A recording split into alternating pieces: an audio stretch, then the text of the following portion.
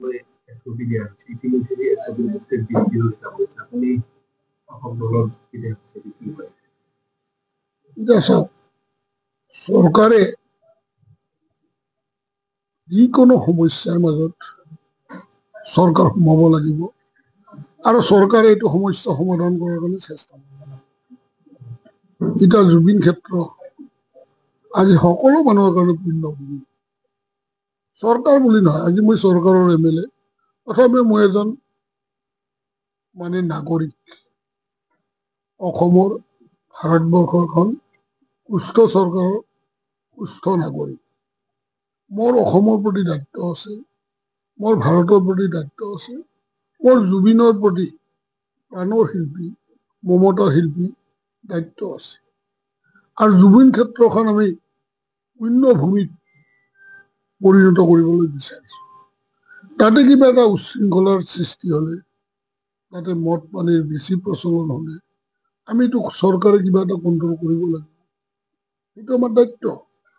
যেনেকে কভিড হৈছে, এতিয়া কভিড হোৱা বুলি চৰকাৰে এৰি দিয়া নাছিল। আপোনালোকে দেখিছিল হিমন্ত বিশ্ব শৰ্মাই নিজৰ জীৱনক তুচ্ছিল্য কৰিছিল।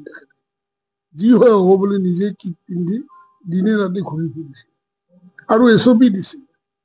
তেতিয়াও এছামে কৈছিল বিৰোধীয়ে, কিয় SOP দিব লাগে, আমাক কিয় ৰাস্তা তলতো বন্ধ কৰি দিলে। কিন্তু তাৰ বিনিময়ত কি হৈছিল, বহুতৰ প্ৰাণ ৰক্ষা কৰিবলৈ সমৰ্থ হৈছিল।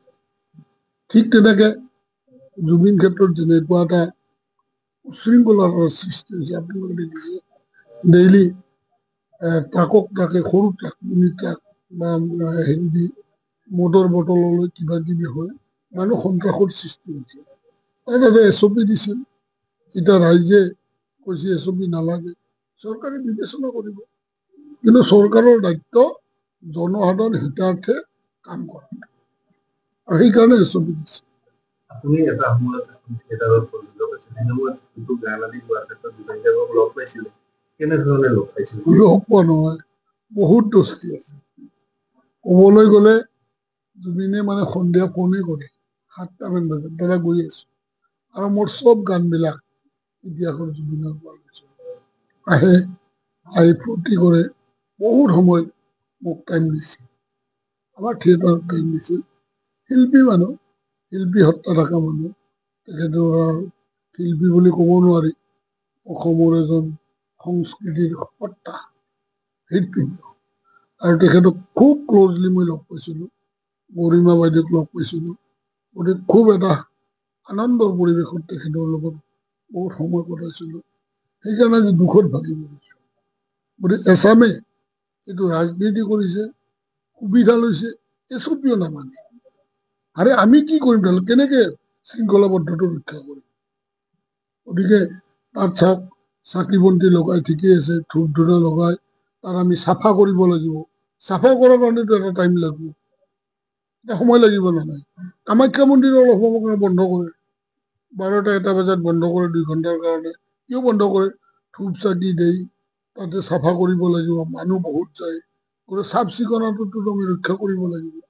গতিকে SOP দিয়া উদ্দেশ্য এইটো যে আপোনালোকে 10টালৈকে যাওক, 10টাৰ পিছত কালিৰ কাৰণে আমি ৰেডি হোৱাৰ কাৰণে ৰাতিটোত চাফ চিকুণ কৰি আমাৰ লেট্ৰিন বাথৰুম ক্লিয়াৰ কৰি সকলোখিনি কালিৰ কাৰণে ৰেডি কৰিব লাগে। মানুহক এটা পৰিৱেশ দিব লাগিব। গতিকে এই পৰিৱেশ দিয়াৰ কাৰণে SOPটো দিয়া হৈছে। বিৰোধীয়ে তাত বেলেগ বেলেগকে বিৰোধ আনিছে, গতিকে আনিব নালাগে। সকলোতে ৰাজনীতি কৰিব নাপায়, কাৰণ জুবিনক লৈ আমি ৰাজনীতি নকৰোঁ। জুবিন আমাৰ প্ৰাণৰ সত্তা, হৃদয়ৰ স্পন্দন অসমবাসীৰ কাৰণে। গতিকে অসমবাসীক মই অনুৰোধ কৰিছো যে তাত ৰাজনীতি নানিব, শৃংখলাবদ্ধ মানি আমি সকলোৱে যাম। বহুত মানুহ আমাৰ সমষ্টিৰ পৰা যাওঁ যাওঁকে আছে, মই বোলো কেইদিনমান টাইম দিয়া, অলপ মানুহ কমক, অলপ পৰিৱেশ হওক, যে পানী এগিলাচ খাব পৰা হওক, শৌচ পেচাব কৰিব পৰা ব্যৱস্থা কৰি দিম। তাৰপিছত পৰ্যায়ক্ৰমে মানুহখিনিক বাছ চাছ দিম, তেওঁলোকক আমিয়ে দিম। গতিকে কাৰণ মই বিধায়ক মানে এটা সমষ্টিৰ গাৰ্জেন, এই ল'ৰাসকল পৰিয়ালসকলে যাম যামকে আছে, এগছি চাকি লাগিব, আমি ব্যৱস্থা কৰি দিম। তাৰ কাৰণে অলপ সময় লাগিব। যিকোনো খবৰৰ বাবে যোগাযোগ কৰক 7099017330 লগতে 7099017110 নম্বৰত।